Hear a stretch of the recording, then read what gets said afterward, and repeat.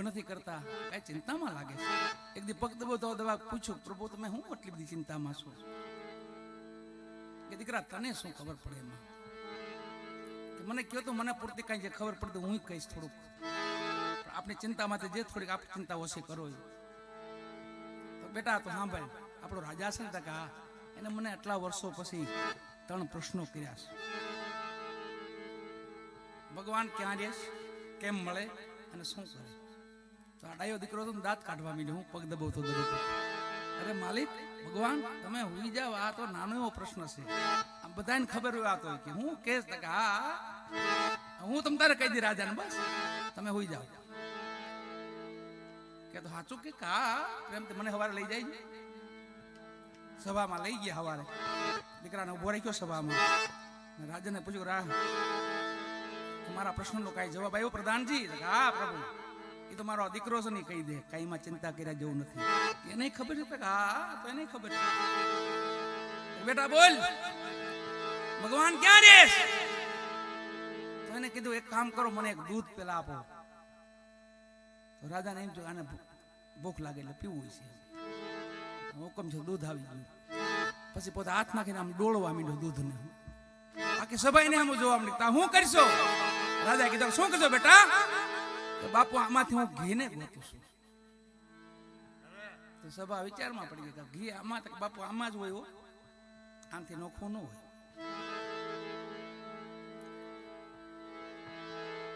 બેટા એમાં ઘી હોય બેટા એમાં. બાપુ આમાં જ ઘી રહેશે. કે સાચી વાત છે બેટા, ઘી તો આમાં જ હોય. તો તમારો પેલો પ્રશ્ન બાપુ, આમ ભગવાન આપણામાં રહે છે. જેમ દૂધમાં ઘી રહે ને એમ આપણામાં ભગવાન. આ તમારો પહેલો પ્રશ્ન બાપુ. બીજો પ્રશ્ન, કેમ મળે? તો બાપુ આ દૂધને શું કરવું પડે? એમાં મેળવણ નાખવું પડે, જમાવવું પડે, પછી એને વલોવવું પડે, એમાં માખણ નીકળે ને તાવવું પડે, પછી નારાયણ રૂપી ઘી નીકળે. આટલું મંથન કરી તો ભગવાનની ખબર પડી જાય બાપુ.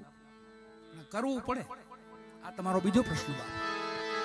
ત્રીજો, શું કરે? બાપુ હવે તો તમે અહીંયા આવો ત્યારે હું ત્યાં જાઉં. બાપુ આ તો પ્રેમી હતા, પોતે જાણવો તો પોતાને. હાલ બેટા હાલ, તોય આવો તો હાલ હું ત્યાં આવી જાઉં. બસ રાજા સામે આવીને ઉભા રહ્યા સભામાં. દીકરો ત્યાં ખુરચી પાસે ઉભો રહી, ગાદી પાસે ઉભો રહીને કીધું, બાપુ હવે પૂછો. અતિ સંગ્રહ ના કરે વાંકો નામ ફકીર. ફકીર મલંગ દશા. કાલની ચિંતા નહીં કરવાની, અરે પલની ચિંતા નહીં કરવાની. કાલની તો ઉદર ક્ષમતા અન લે તન ક્ષમતા ચી. જેટલું ખાવાય એટલું અનાજ મળી જાય અને મળી જાય. બંધાયેલો છે આપણી હારે. હરિભર પરમાત્મા આપણી હારે બંધાયેલા છે કે તું કાંઈ ન કરતો, હુનર ન કરતો, નકર એનો ફળતાર ભોગવ. પણ તું કાંઈ નહીં કહીને 1 ટકનું અનાજ તને તારું શરીર ઢાંકવાનું વસ્ત્ર હું આપીશ. એવો પરિબળ પરમાત્મા આપણી હારે બંધાયેલો. પણ પછી આપણે હુનર કરી તો એ તો ભોગવટો એનો ભોગવટો થાય. ઉદાર ક્ષમતા અનલે તન ક્ષમતા ચીર. અતિ સંગ્રહ ના કરે વાંકો નામ ફકીર. મલન દશા જેને કહેવાય.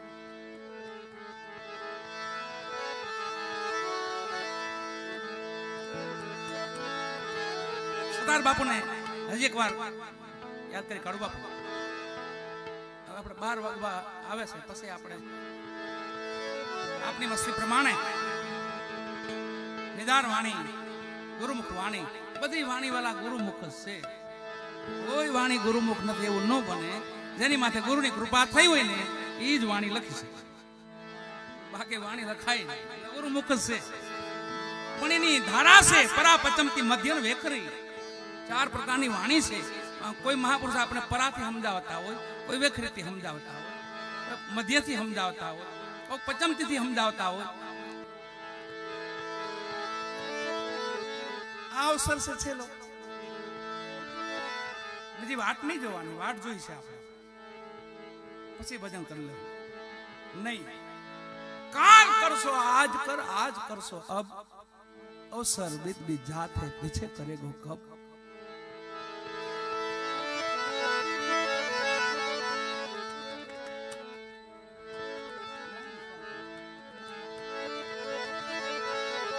जीव पण એટલે કર્મને આધીન થયો આત્મા, બાકી તો આ તેજ છે વાલા નૂર છે, એનું નૂર છે, પણ કર્મથી આધીન થઈ ગયો એટલે જીવ બન્યો. પણ જીવ પણ આને દૂર કરવું પડે, તે આપણો મૂળ રૂપ તે ખબર પડે આપણે કોણ છે.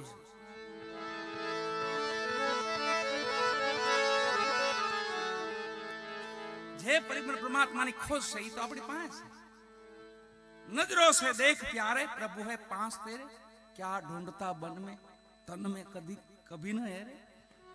महात्मा ब्रह्मानंद कभी खोली न જોયું તારામાં કીધું, તારી તપાસ ન કરી પોતાની કે તું કોણ છો, હતો તું ક્યાં, આવ્યો ક્યાં, પાછો ક્યાં જવાનો છે. હૃદયમાં જો તપાસી છુપાયેલો ખજાનો છે અને ખૂટેમાં નથી, એવો ખજાનો છે. જીવપણામાંથી નીકળવું પડે.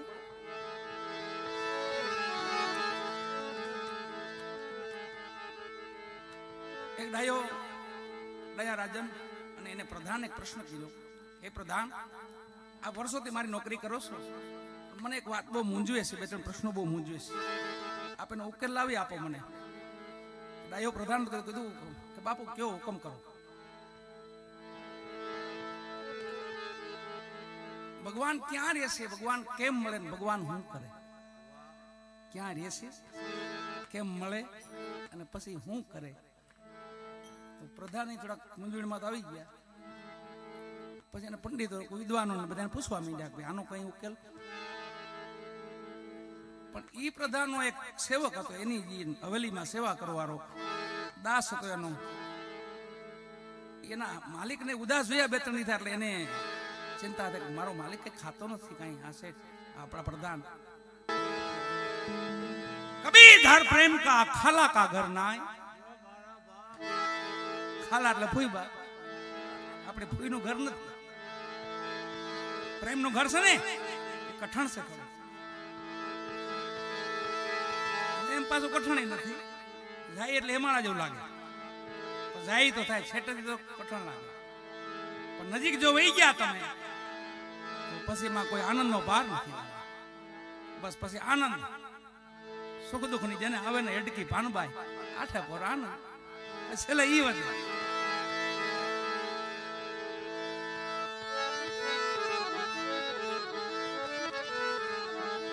આનંદ એટલે પ્રેમ, ભગવાન નું નામ છે. આનંદ બ્રહ્મ કા રૂપ है, गगन ब्रह्म का स्थान, अनंत ब्रह्म का बेसना, अपरोक्ष ब्रह्म का मेला. रवि साहब कैसे आनंद से नहीं मारू रूप से भगवान के मैंने तुम्हारे के ओळखो गोतो होय ने तो આવી સભામાં ક્યાંક બેહી જાવ, નકરો આનંદ જ આવતો, બધું તમે ભૂલી જાવ, આદિ વ્યાધિ ઉપાધિ ત્રિવિધિ તાપમાંથી બાદ કરી નાખે. એ ભક્તિની શક્તિ છે. આવા કોઈ સત્સંગમાં કોઈ જમા જાગરણમાં ક્યાંક ભળી જાય એટલે એટલી ઘડી તમે જોઈજો બગાયું સેટ્યું બધું સેટું હોઈ જાય. હા હા, એક નામનો પ્રતાપ છે. જ્યાં હરિનામ થતું છે, જ્યાં ભજન થતું છે, જ્યાં સત્સંગ સેવા થતી છે, ત્યાં તમને આનંદ જ આવે.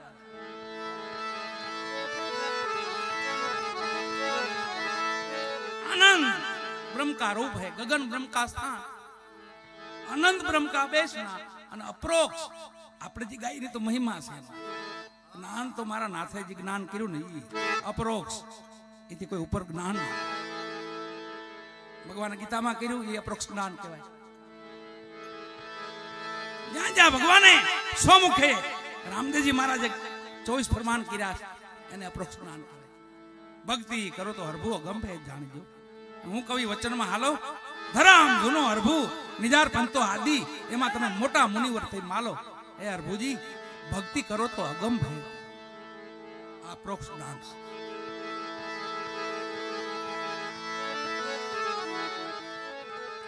સદગુરુ જીવન સાહેબ ના શિષ્ય એટલે કોટડા સાંગાણી પ્રેમ સાગર પ્રેમ સાગર અને એમના દીકરા શિષ્ય બે એક તો દીકરા હોતા અને પાછા શિષ્ય એટલે વિશ્રામ સાહેબ રૂપ ને દેવ ત્યાં પૂજા ધૂપ છે શણગાર છે ભજનનું રૂપ છે ધૂપ છે ને ભજનનું રૂપ છે અગરબત્તી ભોજન